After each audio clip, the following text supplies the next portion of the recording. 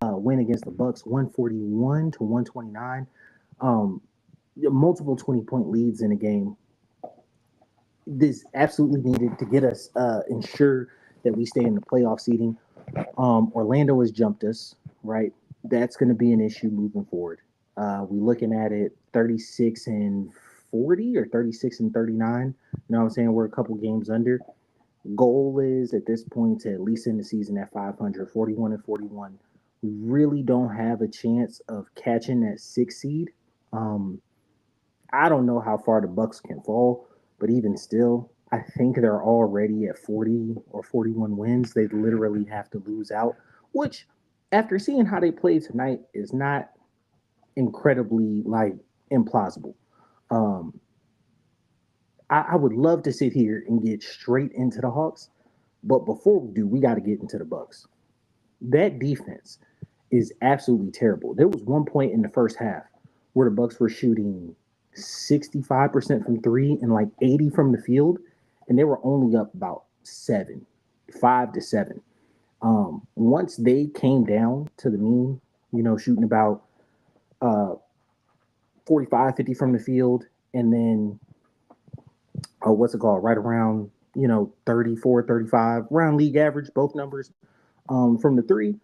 That's when that lead ballooned to 10, 12, 15, all the way up to, I think our biggest lead was 24. Um, they that defense is atrocious, but 82 points in the first half. But as a team, we were able to capitalize on their defense being atrocious. Um, led by Trey. I will start there. Led by Trey, right? But a very nice, welcome addition to all this was Zachary Ricochet. Now, y'all have heard me say it plenty of times, but we just need to stamp it, right? Trey's putting his name on it. I respect what Castle's doing over there in San Antonio. I do, honestly and truly, I do. And San Antonio has improved, right? I think if you look record wise, they're not too far behind us.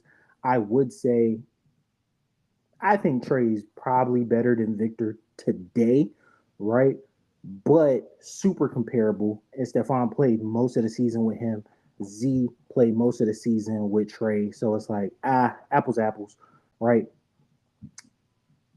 I would say that Z has had multiple big outburst games. Now, he's not being asked to carry loads of the offense like Stephon Castle is.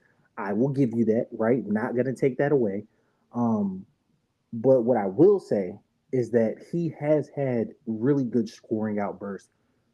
Defensively, I think they're both super comparable, right?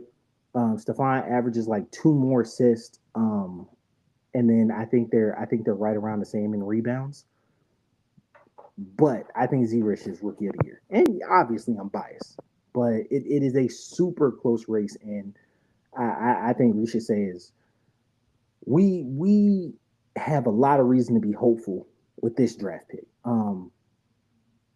I know Hunter was not a fan favorite many years, but how he was playing this year definitely had endeared him to the home base, right? After seeing what Reese has done with the extra minutes, with the openness, with the time, with the spacing, with having Niang on the floor, obviously they made the right decision. Maybe you resign Yang. I don't think you resign number three. I'm blanking right now. I don't think you resign the other piece, but I think Reese should say is he's gonna be a starter and he's gonna be a good starter. All star, I don't know. To me, he doesn't handle the ball enough. His shot is still really streaky. So like, can he consistently just be somebody to put it on him? I don't know. Consistently, he's getting you, especially toward ramping toward the playoffs, getting around 15 points. Um, to see him as a like next year as a 20, 21 point scorer, that's a lot. That's a lot. In 3 years, maybe. But we know like Jalen's gonna take a good bit of those shots because Jalen's coming back healthy next year. Really, really want to see how dominant he can be offensively with Jalen on the floor.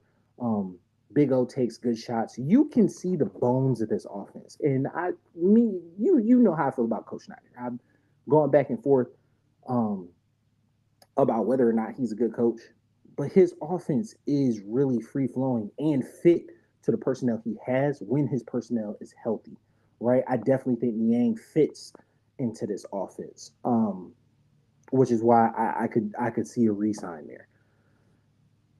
Getting back to tonight's game, it's no secret that the Bucks are kind of deflated. They're looking like an easy out. Um, would I rather play Boston or uh, Cleveland? To be honest with you, I would kind of rather play Cleveland just for the simple fact of like we play Boston really well, but I'm be honest, I think Boston got I think Boston's going to win the chip again this year. I think they're going back to back. So, with that being the case, I would love to see an elongated playoff series with a chance to win, and I think we have a better chance of doing that with with Cleveland than we do with Boston. Uh, do I see us getting all the way up to six? I really don't. I really don't. Like Orlando, and it's not even that Orlando is like super good or anything. We went through major lulls throughout the year. We haven't gotten up to 500 since like before All Star break. It's been kind of tough. Went through a little injury bug there for a minute.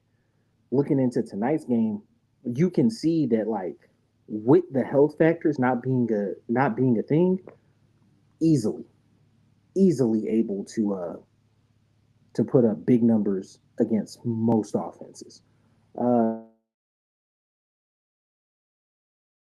The Wolves, but after that, we'll see what happens. Hey, boy, Q City, I'm out. Peace.